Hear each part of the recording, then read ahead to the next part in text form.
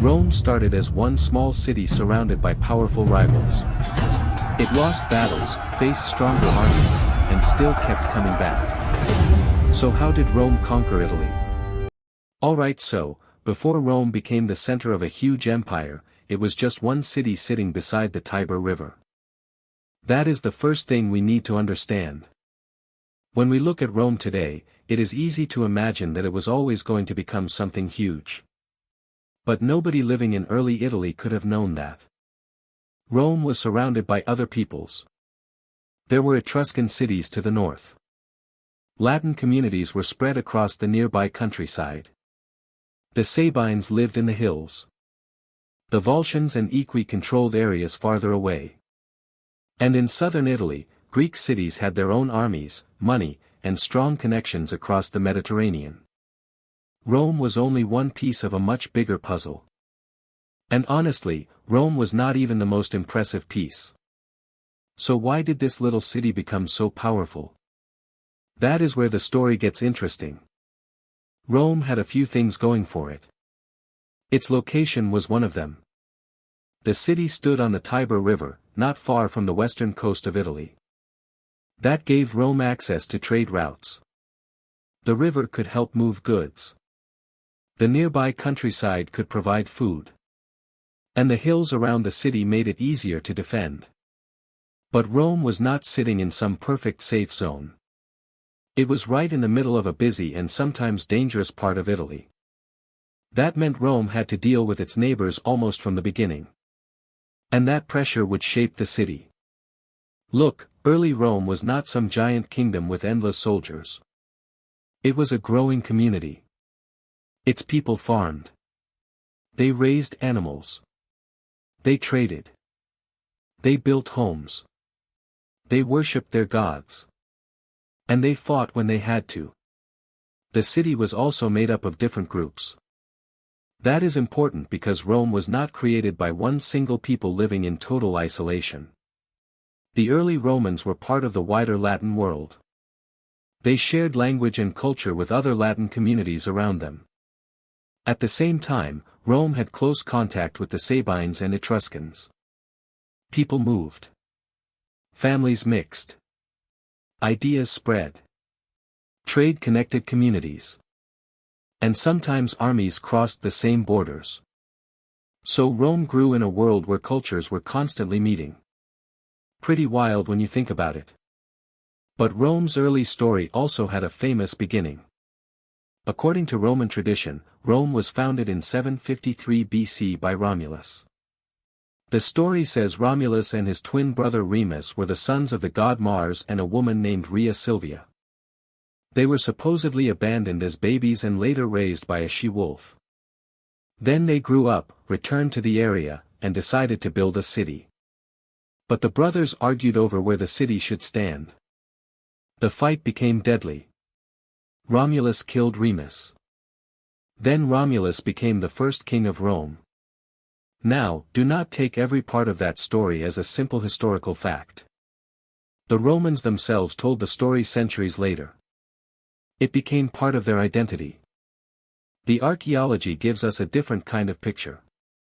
People were living on the hills around Rome long before the traditional founding date.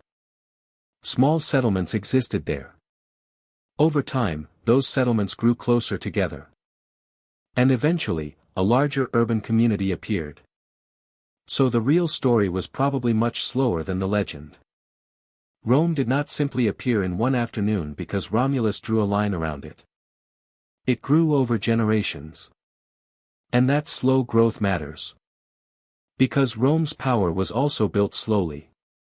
One step at a time. Alright, so, one of the biggest advantages Rome had was its location. The Tiber River was useful because it connected the inland areas with the coast. That meant Rome could take part in trade. Salt was especially important. People needed salt to preserve food. And salt could be moved along routes near the river. Rome's position also put it near an important crossing point. That helped people and goods move through the region. So even before Rome had a huge army, it had something valuable. Connections.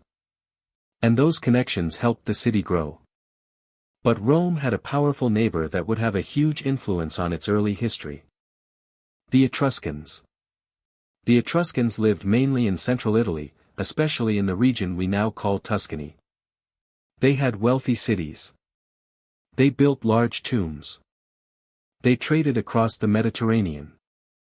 They made beautiful metalwork. They had their own language. And they had a culture that was different from the Latin communities around Rome. For a growing city like Rome, the Etruscans were impossible to ignore. Rome was close to Etruscan territory. Trade connected them. Conflict connected them. And Etruscan influence reached deep into early Roman life. This is where things get really interesting. Roman tradition remembers several early kings with Etruscan connections. The most famous was Tarquinius Priscus, also known as Tarquin the Elder. He was said to have come from an Etruscan background and become king of Rome. Another ruler, Servius Tullius, was also connected by later tradition to the Etruscan world. Then came Lucius Tarquinius Superbus. He became known as Tarquin the Proud. According to Roman tradition, he was the last king of Rome. Now, the details of these kings are mixed with legend. We cannot simply treat every story about them as proven fact. But there is a bigger point. Early Rome clearly had strong connections with the Etruscan world. An Etruscan influence can be seen in Roman buildings, religion, symbols, and public life. One famous example is the great temple of Jupiter Optimus Maximus on the Capitoline Hill. The Romans connected its early construction with the age of the kings. Large public building projects like this showed that Rome was becoming more than a collection of small villages. It was becoming a real city. And that city needed a stronger political system.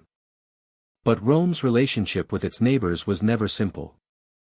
Sometimes it traded with them. Sometimes it fought them. Sometimes it made agreements. And sometimes those agreements fell apart. That was normal in ancient Italy. There was no single Italian government. There was no country called Italy. There was no one army controlling the peninsula. Instead, Italy was filled with different communities. Each had its own leaders. Each had its own interests. And each wanted to survive. That meant Rome had to learn something very early. If it wanted to grow, it could not simply defeat one enemy and stop. There would always be another one. And this is one of the biggest reasons Rome's story is so different from the story of many other ancient powers. Rome kept expanding. But it also kept changing. Look, Rome's political system became especially important after the traditional end of the monarchy. Roman tradition places this change around 509 BC. The last king, Tarquin the Proud, was driven out. The Romans then created a republic. And this changed the way Rome was ruled. Instead of having a king who held power for life, Rome developed a system with elected officials and a senate. 2 consuls were elected each year. They had major military and political powers. But they were supposed to share power. And their time in office was limited. The Senate also became extremely important. It was made up largely of wealthy and powerful Roman men. So do not imagine the Republic as a modern democracy. It was not. Most people did not have equal political power. Women could not vote. Slaves had no political rights. And wealthy families had enormous influence. But the Republic created a system where political power could be spread among several people. That mattered. Because Rome was going to need leaders who could organize armies, negotiate with allies, manage money, and keep the city together during long wars. And Rome was about to enter a very dangerous period. After the kings were gone, Rome did not suddenly become peaceful. Quite the opposite. Rome had enemies on almost every side. The Volscians were a serious threat. The Equi fought Rome and other Latin communities. The Etruscans remained powerful. And Rome also had to deal with other Latin cities. Sometimes these communities fought Rome. Sometimes they joined Rome. Sometimes they switched sides. It was messy. And that is exactly what makes this period so important. Rome was learning how to survive. The city could not rely on one giant army. It had to keep raising soldiers. It had to find allies. It had to build walls. It had to protect its farms.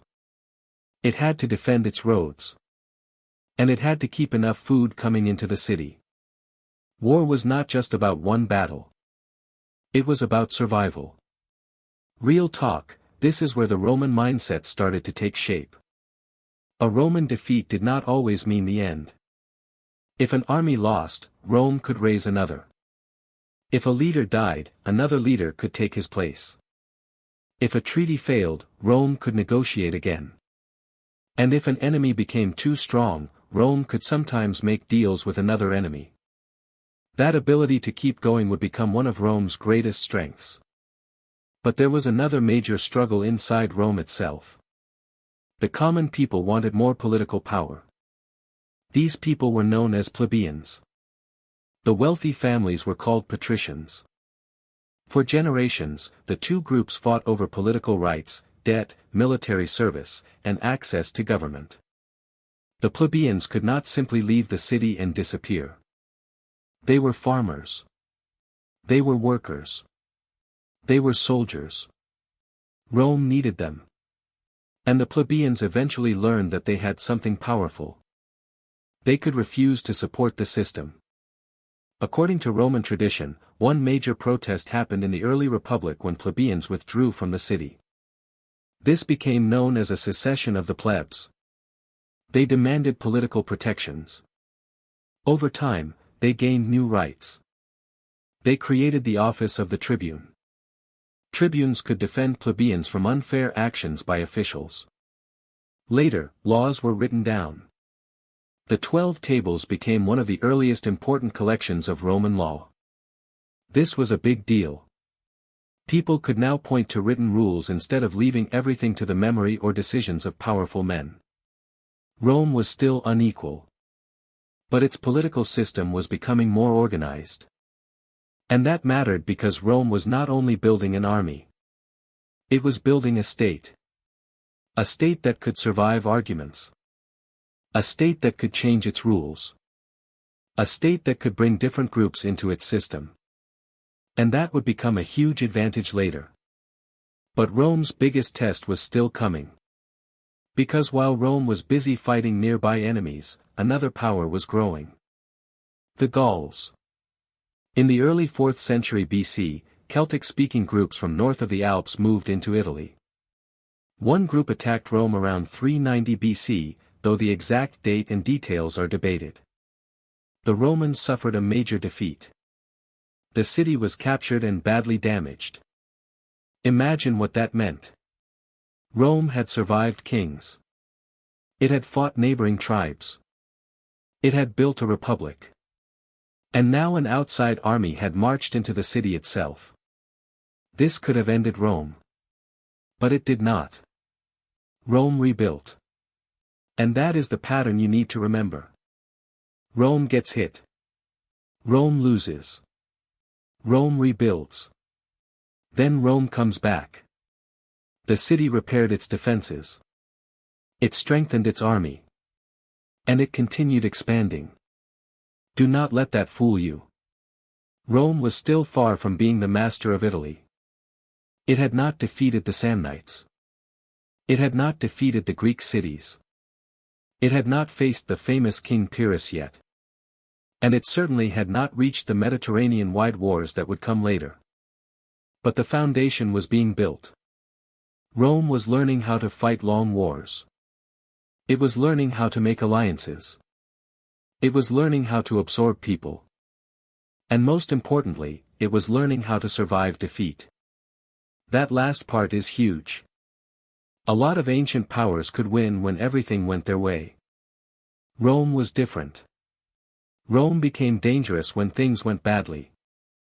Because a Roman defeat did not always mean Rome was finished. Sometimes it meant Rome had another reason to fight.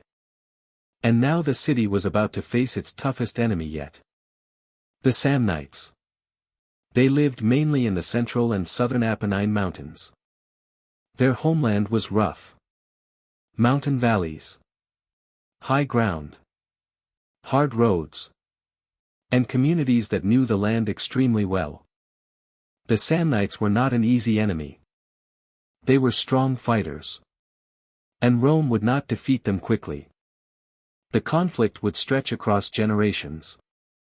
The Samnite Wars would become one of the most important steps in Rome's conquest of Italy.